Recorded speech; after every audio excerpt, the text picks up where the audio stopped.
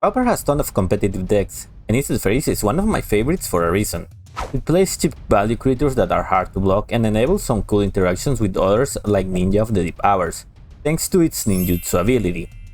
Alongside Augur of Bolas and Crimson Fleet Commodore, these two create a lot of card advantage that our opponent will fail to overcome. We also run solid removal in the form of Lightning Bolt and Scred, and mandatory counter magic to prevent plans from resolving, in a deck that's currently an underdog but that can be the top meta threats. For our first match, we keep a hand with removal and counter magic, as well as a way to fetch for our secondary color. Our opponent appears to be on Golgari Gardens, a deck whose goal is to win by boarding you. A strategy is centered on eliminating every creature you play and ultimately securing victory with Crypt Rats and Initiative. I opted to counter the Ichor Wellspring, intending to slow down their deadly disuse setup.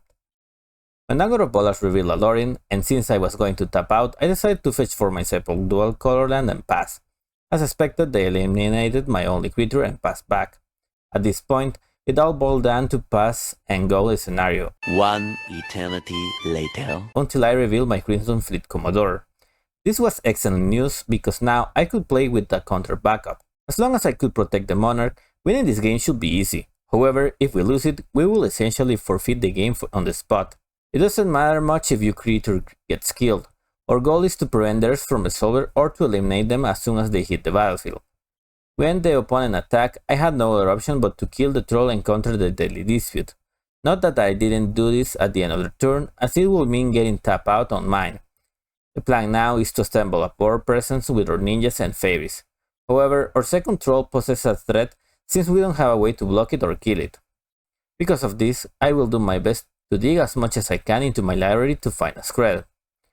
I use a Brainstorm first, sending cards to the bottom with the help of Preordain. I then attack and sneak in a ninja, drawing a card and sending every non-Scred card to the bottom of our library.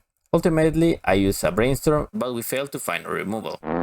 Now we lose the Monarch, our creatures, and our chances to win this game, so let's move on to game number 2. After sideboarding, we don't have many options to bring in, except for a second cast into the fire to deal with their campfire, and a Relic of Progenitus to prevent them from recurring their creatures. Once again, our path to victory in this match revolves around resolving a Monarch and maintaining control of it. It's crucial to hold counterspells and use them strategically after acquiring the emblem. Missing our second land drop may not be ideal, but with the assistance of Brainstorm and Augur of Bolas, we hope to find a Lorin reveal to fetch stuff for a land. They play back-to-back Wellsprings, and countering the second one with Spell Pierce seems reasonable in this spot, as the counter loses a lot of value in the late game anyways. At the end of the turn, I use Brainstorm and cycle a Lorin to fetch for our second color. We then untap and pass, aiming to deal with their pesky rats on our next turn. After attacking, the opponent plays a Fangry Marauder. Since we lack many ways to deal with it at the moment, countering should be fine. Note that the second counter will be reserved for the Ravaging Hunters, so let's not lose sight of that. They play a land, pass the turn, and I find an Augur of Bolas that reveals a second Lorin, which we'll keep for the long game. They use Azorius and I try to counter it with a Sprite, but it gets killed, fizzling its ability and allowing them to resolve their spell. For some reason they decide to get rid of the Lorin and leave me with a counterspell. I'm pleased with the outcome and pass the turn after play a land. A few turns pass, with us staring at each other, and eventually I play a Spells to the Spread at the end of their turn. I attack and they use Spinning Darkness on it. I try to counter it to get a hit in with the ninja, but they have a second removal. So I return the Fairy to my hand with the Echoing Tooth and pass the turn back, holding the counterspell. They play a Campfire, attempting to bait my Sprite, but I refuse to play it. Then they follow by playing a Crypt Rats, and I have to counter it. I also try to sneak in the Fairy at the end of the turn, but it meets a removal as well. Luckily, I find a cast into the fire to get rid of their campfire, preventing them from gaining any more life. Or at least that's what I thought, as they find a second one out of Lembas. After driving only lands for several turns, finally hitting a Lorin, revealing a Commodore and a Scred. This allows me to have the Monarch and luckily start turning the game in my favor.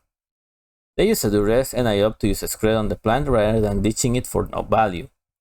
Once again my creature is killed, but at least I find the second cast into the fire for the other campfire.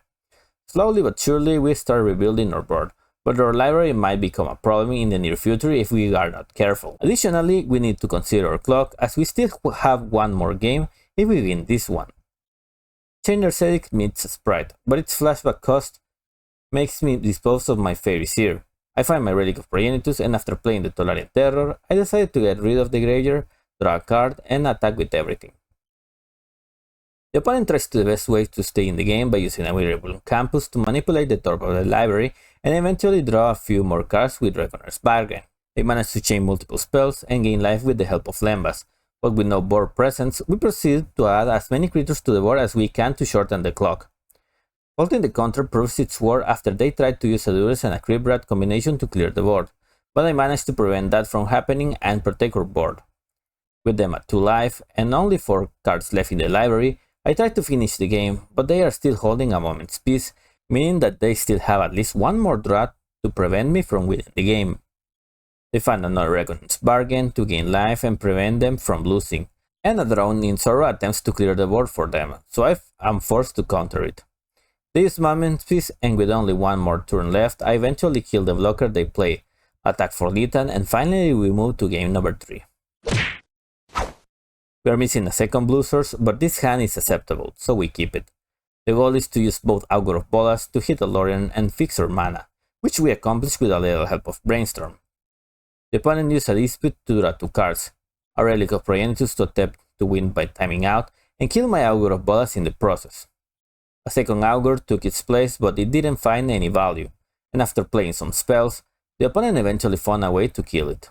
A Tear Augur joined the party but failed again to find a spell. Meanwhile, the opponent reinforced their plan on winning by timing out by playing a second relic to the board. They then play a Lembas to draw one more card, and at the end of their turn, I use a Cast into the Fire to get rid of the pet's Kick and Fire, which aims to prolong the game more than we want. Cast down killed the Augur, but the Sprite was ready to take its place. I attack and the Ninja finally got a clean hit, meaning I was able to draw a card, play a land, and pass the turn. After committing to the timing out plan, they used Duress, and I prevented it from resolving by casting a Sprite from my hand. Unfortunately, both my creatures died thanks to Drowning in Sorrow, and yeah, they kept exiling my graveyard, and another Campfire hit the board to annoy me even more. Still, I YOLO a Lorien revealed and passed the turn.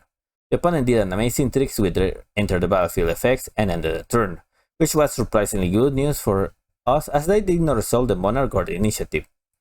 I saw 2 Commodores from the top, and the plan now is on track as we just need to resolve it with our counter backup and never let it go to win the game.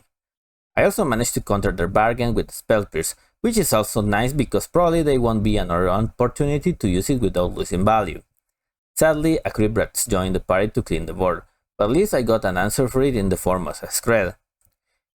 And after dealing some damage to us with its ability, we managed to happily resolve the Monarch on our turn and pass. Since I had 2 counters, I was okay to protect our only creature with 1, and they did not have a follow-up removal for it.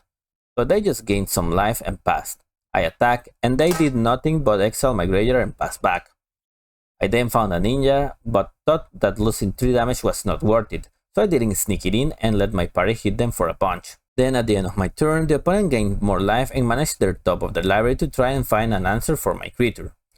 After some relic activations and drawing an extra card, all they did was to pass the turn, so I decided to fetch for a land, play a Sprite, and attack. This time I can return the Fairy for the Ninja to draw a card, but then they use a Monument's Peace to prevent the trigger from happening, which I was not happy to see, so I ended up countering. On their turn, they just passed, and after gaining life and hitting them for some damage, I realized they were on triple lineable range. Without fearing a Weather the Storm, I shot it straight to the face and won this long and tedious match. Typically, I don't mind playing long games, but we immediately got paired against another deck that tends to play long games, Azorius Familiars. But Pharaoh's Faithful can become a problem as it holds down the ground due to its toughness, and it will also stabilize them with the incidental life gain they provide. Because of this, I decided to kill it and play an Augur of Bolas that found a second Skred. The plan now is to sneak in a Ninja by returning a creature and start diving into more card advantage. The opponent follows up with triple Preordain and pass, which is somewhat bad news for us as we are holding 2 sprites that could have countered any of those spells. Regardless, we managed to clear the blocker, and now we can untap and sneak in a Ninja into play, drop our land and cast an Augur of Bolas, revealing a counterspell that may be useful later. The problem now is that we are completely tapped out, and the saga they have will flip. On top of that, they also resolve an Archaeomancer, and now it's just a matter of turns before they can find Ephemerate or Ghostly Flicker and potentially Locus out of the game. Still, we have a handful of counter magic. First, they cast another Faithful, and since it costs 1 mana, I was fine by countering with a Sprite. They cast their 4th Preordain and found a Sunscape Familiar, which I will now counter with a second Sprite. Now, on our turn, I will use Brainstorm to see if I can find removal for their Glider. I only found 2 more counterspells, meaning all I could do now is pass the turn. Muldrifter made a counter, and now they tried to use Ephemerate, and the 3rd Sprite was able to counter the threat. Knowing the next card in my library is another land, I decided to cycle the Lorien and attack with everything I had. I will lose a ninja, but in turn, I will get access to another counterspell by returning a Sprite to the hand. So it seemed like a fair trade for me. They now play a Deep Analysis, and I decided to counter it because they only had 1 card in hand. Now, they had to play 2 extra lives to draw some cards, and while I was not able to stop that, I found a Commodore that will easily put me ahead on the card advantage train. All I need to do now is to block and prevent them from hitting me with their creatures, so I chump block with a Fairy. A Brainstorm for an Echoing Truth, which we'll use depending on the situation, but for now, we proceed to attack with our Pirate and pass. I block first their creature with my Fairy and then use Echoing Truth. This turned out into a counter war that I eventually ended up winning, but my opponent found a Ghostly Flicker and returned an Ephemerate, meaning that we are now in danger of getting outvalued. A Brainstorm for a Lightning Bolt, so I aim to kill the Familiar and get through, but the opponent ended up scooping. Against blue decks, our go-to card is Pyrogus, and we got some cards that don't perform well in this matchup. This hand contains a decent amount of removal and counters, so I keep it. Since they are tap out, I decided to fetch for a tap land, play an Augur and pass, threatening to resolve a ninja next turn, if I happen to draw it. They untap, play a Muldrifter, and immediately use Ephemerate on it, allowing them to draw 4 cards this turn. The silver lining is that now I can kill the Muldrifter, and the Ephemerate will remain exiled since there won't be a legal target on their next turn. The Saga flipped though, but I did not want to battle for it, or at least not yet, so I just passed the turn after casting a Preordain that revealed a ninja. Opponent surprisingly attacked, so this allowed me to hit them back with the Augur. However, I feel like it's not the time to slam a ninja, as they could have snapped to foil my plans. They attack once more, and at the end of the turn I tried to use removal to kill the Glider. They use Hydroblast to protect it, and I follow with a Lightning Bolt. They cast a second Hydroblast, and I reply back with a counterspell. Still, I ended up losing the battle against the 3rd counterspell, but now I have the path clear to sneak in the ninja and keep battling to kill their creature on their turn after drawing another Lightning Bolt. They play a Modern Age, and with little cards in my hand, I decided to battle once more for killing the Glider. They use Negate to prevent it, and I decided that using Pyroblast was better than spending my counterspell to finally win this battle. With the path clear, now I can proceed to attack with my ninja, draw a card, play the Augur and pass. They untap, and a Familiar was not great news, especially since they follow with a second Deep Analysis, to draw them more cards, finally revealing an Archaeomancer that met the counter. After that, I used Brainstorm and it revealed a Skred and a ninja, so I used the first to kill the wall, untap and slap another ninja and drew 2 extra cards. Then the Augur revealed a Brainstorm and I decided to pass the turn. They flipped their Saga, played a Familiar, and were able to draw 2 more cards out of Muldrifter, and also returned the ninja to my hand. A second Muldrifter threatened to hit the board, but I decided to use my last counter on it. With the help of Brainstorm, I was able to grab my next turn and use the Augur to refetch my Skred, and kill the bigger flyer. Still, since we can't attack, I decided to just pass the turn. They then drew 4 extra cards with the help of another Deep Analysis, and when they tried to sneak in another Modern Age, I denied their plans by casting a Sprite. They then play another Familiar and a land, and now I decided to attack with everything, play a ninja and put them down to 1. After drawing a card, we win our second match for this league. We start match number 3, and please let it not be another boarding control deck. This hand is decent, but the main deck cast into a fire seems a bit useless against what it looks to be Selesnya Boggles, a deck that relies on putting many hours onto creatures that can't be killed with conventional removal. I start by cracking a land and playing a Fairies here, waiting to see which aura my opponent may lead with. They successfully baited my counter when they play an Armadillo Clock, but in retrospect, I should have held onto it, as I could have just walled their creature if I resolve a Tolerant Terror later during the game. This is a problem because now they can resolve the Ancestral Mask, boosting the creature's power more than I could block it. threatening to finish the game next turn if they find a land, despite managing to somehow stabilize the board. Of course, they found the missing piece and we moved to game number 2. Post-Cyber, Curfew is our best answer against our creatures while our Scred are virtually dead.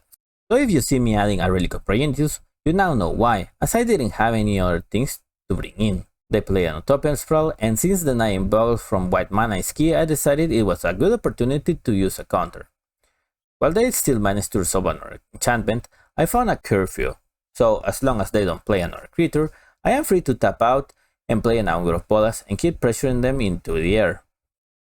On their turn, the opponent found an all that glitters thanks to commune with the spears, and hit me for a bit, but since we have a Curfew in hand, we don't have anything to worry about. We will just wait until they try to put an enchantment on their creature to use Curfew, returning our sprite into hand and in turn foil their plans. This was enough to make them concede, so we move to game number 3. Our first hand is questionable, so we chip it back, while our second one is way better, so we keep it. They start with a scout, and I just played a tap land and passed. A second creature makes our Curfew a bit weaker, but it's not the end of the world. After top decking a Spell Pierce, I decided to play a Seer in search for a tier land and pass the turn. The opponent played an Utopian Sprawl and it met a Spell Pierce, to which they follow with a Rancor and attack. Not the best of plays, but I was happy to trade in my creature. I failed to find a tier land, so I used a Preordain but failed yet again. Now I can use Curfew to fizzle the Rancor on their creature, and since they are missing a land drop as well, they just opted to pass back the turn. A Brainstorm helped in finding a tier land, and realizing they will run into counter Mike, they will just scoop, so we move to our next match. We will now face Azorius Affinity, and this is a decent keep against them on the play. I was happy to counter the drum as their first play, and it seems they keep a greedy hand and just pass the turn. I then fetch and untap an island to represent counter Mike and started to deal cheap damage with my trusty Fairy. An Ornithopter and a Gingerbread joined the board, but the latter got killed thanks to my timely Scred. I then untap, and a second counterspell will mean our opponent will have a hard time resolving their threats. They play a second Gingerbread, but this time I opted to kill the flyer as it was stopping me from swinging in the air. Then I countered their Shrine Inspector and I found a Commodore, which I immediately played. If they spend their whole turn making their creature unblockable, I'm fine with that. The opponent untap and they conceded. Post-Cyber, casting to the fire is supposed to shine. In a match where removing artifacts is critical for winning the game. Fortunately, they had an insane start, and I kept somewhat of a risky hand, so now I am getting hit for 4 every turn.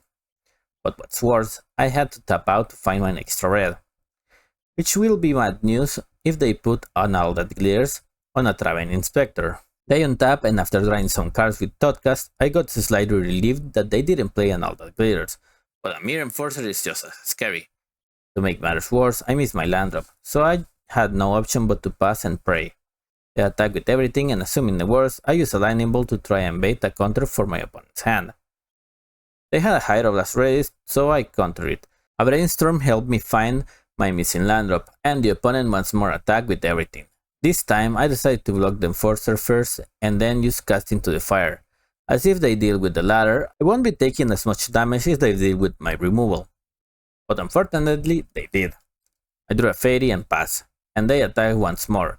This time I use a second Casting to the Fire on their Enforcer, and while they protected it with a Rebuke, I came on top with a counterspell of my own, putting me down to 3 lives. They attack and I killed their Gingerbread with a Lightning Bolt and took 1 damage. Then I managed to counter their Inspector, and now we are trying to stabilize the board. Luckily for me, I found an Augur of Bolas, which revealed an Echoing Truth, so now I have something reliable to block the Inspector, but the top tier on the other side of the field is preventing me from getting through. They then top deck an all that glitters, but a second sprite dealt easily with it. While not great, Pyroblast is fine against some of their cards and I just pass it back. Then while they play a Gingerbread, I return both of my sprites back to hand with the help of Echoing Truth and immediately counter their little threat, while holding the second sprite in hand in case I need it later. After a few turns, we didn't make any relevant plays up until they play an all that glitters on a creature. I tried saving it with a Pyroblast, but my Pyroblast was ready to deny their plans. Scred for my turn is also a nice thing to get, but against 2 Ornithopters I'm not going anywhere anytime soon. A Bogor of Bolas revealed a casting to the fire, so the plan now is to attack with both my creatures and see if they block. After casting a Brainstorm, they surprisingly block, so I went for the casting to the fire play. They found another Hieroblast to protect their creatures, but the spells to the sprite in hand made it so I could clean the board. Now, how can I lose in this position, you may ask? Well, you are not gonna believe it. Even after clearing the creature when they tried to go in for Lita and I assemble a solid pressers, using a Ninja of the Deep Hours to go up in card advantage, usually all it takes is just a bad decision, as it's just letting damage through with removal in hand, battling out to unnecessarily remove Mirror Enforcer, only to die horribly against the unexpected Godshot. Yeah, that hurts, but props to my opponent who pulled off an amazing victory. So we move to game number 3. Faeries here is great to set up our first turns, and we keep up a second island on the top to have access to a turn to sprite if needed. They started strong by chaining multiple spells, so all we can do now is just play an island and attack. While they play a Gingerbrute and we manage to counter it, we can't stop them from playing a Thoughtcast, but luckily for us, they didn't find a second land. We played our tap one and sung for a bit, and they just managed to play a Gingerbrute, so we searched for our second red source and we top deck a Commodore. Now I attack with both my creatures, and they were scared of locking with both, so I was able to sneak in for a point of damage. At the end of the turn, I killed the Gingerbrute, and they let it happen, so I attacked once more with both my flyers. Since they did not block with both, I was able to sneak in a ninja that drew me a card and fetched for a land. Grog might join the party, and I decided it was a good time to get rid of it, to start having them make forced chump blocks, as otherwise the card advantage from the ninja will run them over. I then slammed a Commodore with Lightning Bolt, backup and passed. After trying to sneak in an all that glitters into an Ornithopter and having it killed by Lightning Bolt, we finally finished this league after losing against Izzet Faeries in the finals for a solid 4-1 record.